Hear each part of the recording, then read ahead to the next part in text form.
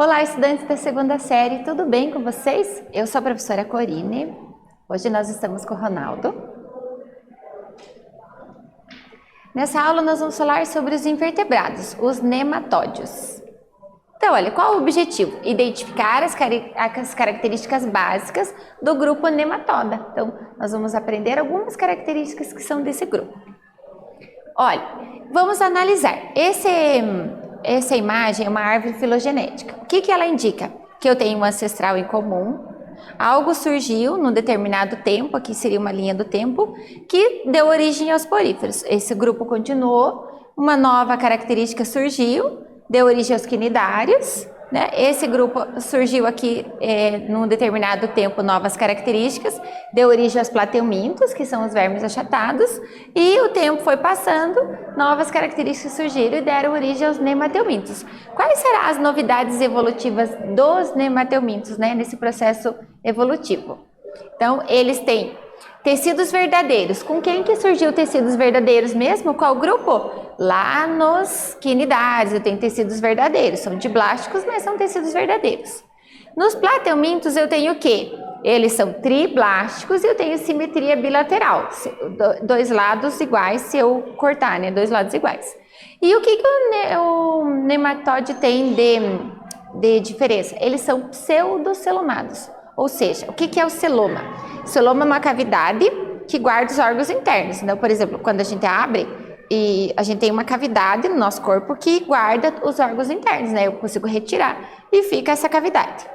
Um pseudocelomado, ele já começa a ter um celoma, começa a ter espaços para guardar os órgãos internos, mas ainda não é um celoma completo, um celoma verdadeiro, né? Então, essa é uma característica dos nematóides. Eles são o primeiro grupo, então, a apresentar, olha, observe como se eu tivesse pego um deles e cortei no meio. Ele estava assim, cortei no meio. Se eu olhar, eu consigo enxergar aqui um pseudoceloma, essa estrutura em amarelinho, né? Onde vai começar a se organizar os órgãos internos.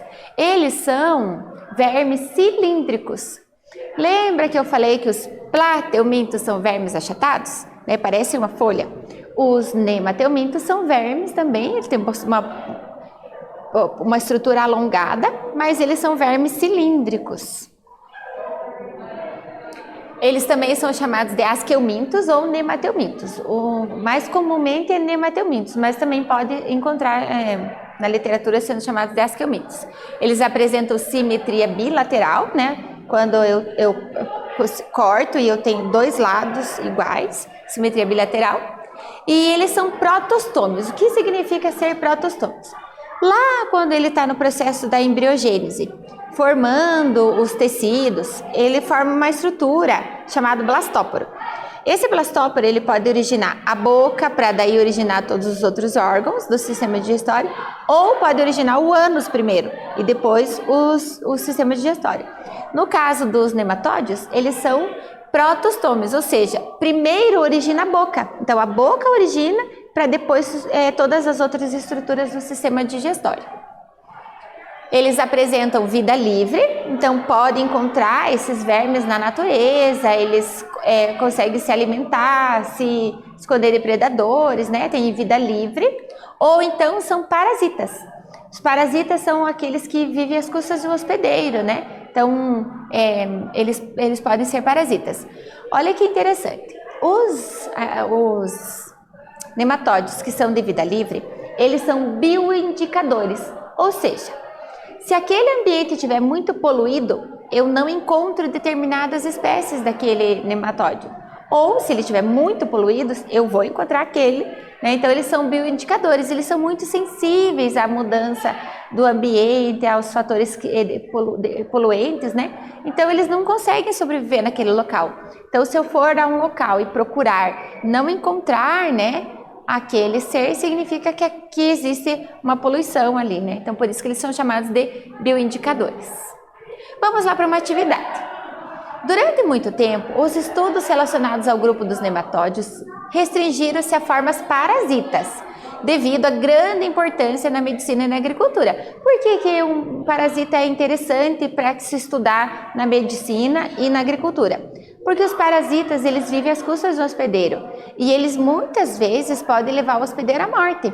Então, se eu estou com um verme, estou parasitada, eu tenho que tomar medicamentos, né? Então, isso movimenta a indústria farmacêutica, produzir medicamentos. Então, durante muito tempo se estudou os nematóides nesse sentido, né? Na medicina e também na agricultura, até por conta dos animais que podem ser parasitados, né? No entanto, os estudos têm se tornado mais abrangentes, principalmente com ecossistemas marinhos. Por que será que mudou o foco, né? Qual que é a importância desses estudos, de também estudar um pouco a relação com o meio ambiente, lá principalmente marinho? Vou dar um tempo para vocês pensarem e já volto com a resposta.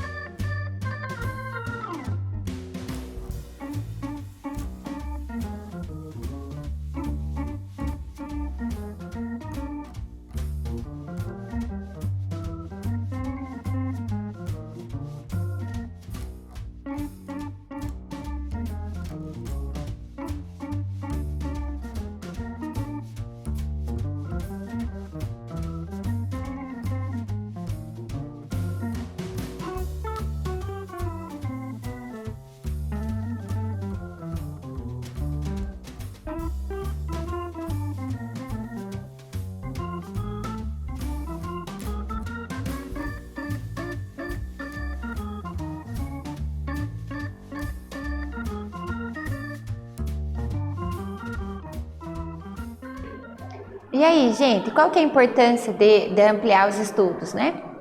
Olha, eles são estudados por serem bioindicadores. O que são bioindicadores? Ó, seres vivos utilizados para avaliação da qualidade ambiental. Tem grande importância no grupo dos ecossistemas marinhos, por isso que se estuda muito eles, qual é o ser, né, qual a espécie que eu vou encontrar em determinado ambiente. Por que eu não consigo ter determinadas espécies? Então se eles não são encontrados naquele lugar, quer dizer que aquele lugar está poluído, né? Então por isso que eles são muito usados, né? Muito estudados nisso. Olha, eles têm um sistema digestório completo. Olha aí a novidade evolutiva. Sistema digestório completo. O que é um sistema digestório completo? Eles têm a boca e o ânus. Nesses animais, o que originou primeiro? Boca ou ânus? Primeiro a boca, são protostômios. Então, originou primeiro a boca para depois todo o resto do intestino, né? Então, eles têm o ânus aqui no final. Isso faz com que a digestão seja mais eficiente, porque antes deles, os poríferos, quinidários, plateumintos, eles tinham que se alimentar por difusão, né? Então, os plateumintos têm que ser achatados para conseguir todo o alimento, né? Agora, com o sistema digestório completo, eu tenho toda a boca capturando, vou ter as outras estruturas, né? Olha aqui, ó, uma faringe, um intestino, né? Que vai ajudar a fazer a digestão e aquilo que não é aproveitado, ele sai lá no ânus. Então, isso torna a digestão mais eficiente e ajuda, né, a ter mais características, né? Viver em lugares diferentes. Então, o sistema nervoso é ganglionar também, né? Não tem sistema respiratório nem circulatório. Como que acontece, então, para eles respirarem? Por difusão, né? Eles capturam pela pele, é difundido pelas células e o gás carbônico sai, né? E pela pele, ó, troca gasosa é cutânea, de cutis, pele. Então, o oxigênio entra, é difundido para todo o corpo e o gás carbônico sai também pela pele. E eles têm um sistema excretor chamado de tubos em H. Por que será? Olha só, parece a letra H. E aí eu tenho um poro excretor onde elimina as excretas. Eles são dioicos. O que é dioicos? Di é 2, oiko significa casa. Então eu tenho duas casas. Como assim duas casas? Eu tenho um ser que é masculino e um ser feminino. Então são dioicos. Os monóicos, mono, uma. Oiko, casa, uma casa. São hermafroditas, sistema reprodutor feminino e masculino no mesmo indivíduo. A partir dos nemateumintos, eles com sexos separados, masculino e feminino. E eles apresentam dimorfismo sexual, ou seja, o macho tem um formato e a fêmea tem outro. Você consegue identificar o macho e a fêmea nesses seres. Olha, observe aqui, ó, é uma imagem de uma lombriga. A fêmea, olha, ela é maior e ela tem a ponta afinada. O macho é menor e ele tem na ponta como se fosse um ganchinho, olha, observe aqui, ó. Ele tem esse ganchinho. Isso serve para ele se fixar lá na fêmea na hora da reprodução sexuada. Vamos lá para uma atividade. Olha, nós aprendemos já sobre plateumintos, vermes achatados. E agora eu expliquei os nemateumintos, são vermes cilíndricos. Eu quero que vocês pensem nas diferenças deles, o que eu fui falando ao longo dessa aula, e na forma, a cavidade do corpo, como que é o tubo digestório, respiração, excreção, e tentem montar uma tabelinha com essas diferenças dos dois grupos. Vou dar um tempinho para vocês e eu já volto com a resposta.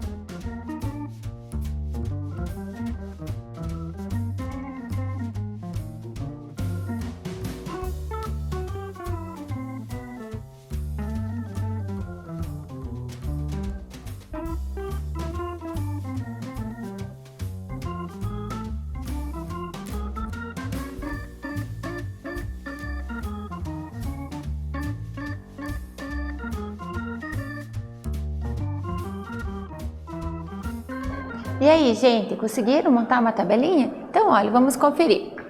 Nos plateumintos, vermes achatados. Nemateumintos, vermes cilíndricos. Então, como que é o corpo?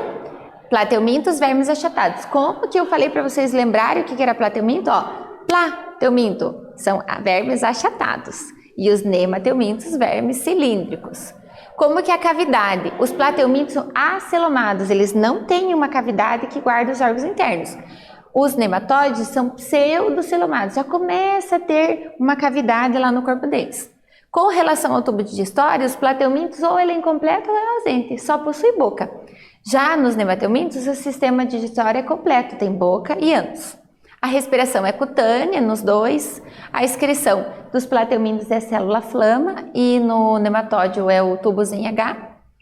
E o sistema circulatório dos dois é ausente. A distribuição, né, dos nutrientes e oxigênio e gás carbônico ocorre por difusão. Olha, quando a gente fala em verme, geralmente a gente associa a doença. Eu já falei para vocês que o verme pode ter vida livre, né, se movimentar, buscar seu alimento, se esconder, ou pode ser parasitas. Um verme parasita, eles vão causar doenças. E 1/4 da população mundial é infectada, né, por um parasita, tem um parasita, como um hospedeiro, né? Vamos ver quais os locais onde tem o maior casos de parasitas. Olha, observe que no Brasil, olha, nós temos índice de 5 a 24%, quase 25% da população do Brasil, eles têm algum tipo de verme. E uma coisa interessante para falar das verminoses, então, verminoses são doenças causadas por vermes. É que elas são muitas vezes por falta de higiene, por falta de saneamento básico, né? A gente pega os vermes por exemplo, ir ao banheiro, não lavar a mão e lá nossa mão ficar contaminada com os ovos desse parasita e a gente pegar um alimento e engolir esses ovos, né? Então, faz sempre uma reinfecção, né? Fica se contaminando. Pode ser por umas pessoas que não lavaram a mão e carregam esses ovos e manipulam alimentos, né? Então, muita falta de higiene, falta de saneamento básico, porque esses ovos desses vermes, eles são liberados nas fezes. Se as fezes vão direto para a água, os ovos ficam na água, né? Então, essa água é usada para banho, usada para tomar, muitas vezes sem um tratamento, e aí ela pode conter verminoses, ovos, né, desses vermes, e aí a pessoa fica parasitada. Quando os cientistas vão fazer o exame para saber se você está com parasita, você vai coletar fezes. Então, lá nas fezes, eles vão perceber a presença dos ovos. Cada ovo, né, de cada parasita tem um formato, e aí ele pode, o médico, né, o avaliador do exame vai falar, você está com tal parasita, com lombriga ou tênia, de acordo com o formato dos ovinhos, né, desses seres. Então, olha, no Brasil, quais são as 6 verminoses mais comuns, né? Essa é uma notícia. Olha, uma notícia de 2022, bem recente. As verminoses são doenças causadas por parasitas que se instalam geralmente no intestino, mas também pode ser no fígado, no pulmão, no cérebro. Com alta incidência em todo o mundo, principalmente em regiões de baixa renda, as parasitoses afetam 36% da população brasileira, com uma prevalência de 55% entre crianças. Por que criança acaba tendo mais verminoses? Porque eles não têm muitos hábitos de higiene muitas vezes, né? Então, vão no banheiro, não lavam as mãos, têm um contato com o amiguinho, dividem de comida, né? E acaba se contaminando. A contaminação está relacionada à falta de higiene e saneamento básico e ocorre a partir do contato ou ingestão de alimentos infectados. Cuidados simples como lavar as mãos com frequência, beber água filtrada ou fervida, né, são capazes de reduzir a possibilidade. Quando a gente filtra a água, né, quando a água vem do sistema de saneamento básico, quando essa água ela é filtrada e fervida, o fato de ferver deixa esses ovos inviáveis, você tem menos chance de ter parasitas. Quais são os mais comuns aqui, né, no Brasil? Ancilostomose, ascaridíase, que é a lombriga, esquistossomose, giardíase, oxuríase, teníase e outros, né? São as 6 mais comuns. Então, o que nós falamos nessa aula? Nós falamos sobre os nematóides, a morfologia, a fisiologia e também a classificação. Espero que vocês tenham gostado. Até breve!